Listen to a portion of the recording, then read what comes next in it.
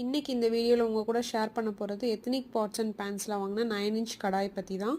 ரொம்பவே சூப்பர்பாக இருக்குது. அங்கே வந்து எல்லாமே கேஸ்ட் அயர்னில் தான் வச்சுருக்காங்க. குக் பண்ணுற ரெசிபீஸும் டேஸ்ட் வைஸ் ரொம்ப நல்லாயிருக்கு. நான் இன்றைக்கி சேனக்கிழங்கு தான் பண்ணேன். என்னடா கையில் எண்ணெய் தேய்க்கிறேன்னு பார்க்குறீங்களா? சேனக்கிழங்கு வந்து அரிப்பு அப்படின்றனால முதல்ல எண்ணெய் தேய்ச்சி நம்ம அதை கட் பண்ணோன்னா கையில் வந்து அரிப்பு கொஞ்சம் கம்மியாக இருக்கும். அதுக்கப்புறம் அடுப்பில் வந்து பாத்திரத்தில் தண்ணி ஊற்றிட்டு அதை நல்லா ஹீட் பண்ணிவிட்டு கட் பண்ணி வச்சுருக்க சேனக்கிழங்கு போட்டு கூடவே உப்பு மஞ்சள் போட்டு நல்லா வேக வைக்கணும். இப்போ வந்து இந்த சேனக்கிழங்கோட அரிப்பு தெரியாமல் இருக்கிறதுக்காக நான் கொஞ்சமாக புளி சேர்த்துக்கிறேன். அப்படின்னா நம்மளுக்கு சாப்பிடும்போது இந்த மாதிரி அலர்ஜி இருக்கிறவங்களுக்குலாம் வந்து அரிப்பு தெரியாமல் இருக்கும்.